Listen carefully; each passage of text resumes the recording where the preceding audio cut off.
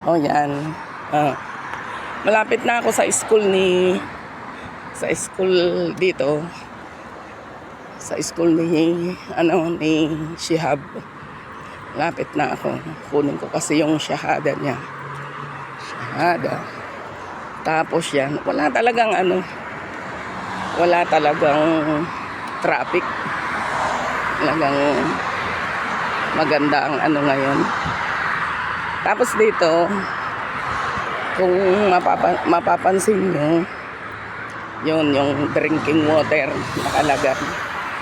Drinking water. Yan.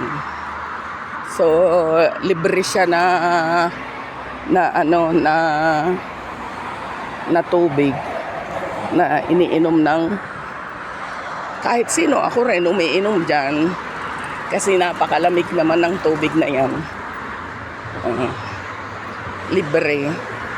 Meron din siguro dyan sa atin na ganyan libreng tubig siguro. Maganda yan kasi yung tubig niya may filter. Kaya maganda. Safety siya kasi may filter siya. Water purifier ba? Ganon. Tapos ito yung yung tindahan ng mga ilaw-ilaw. Chandelier. Di ba? Ganon lang yun.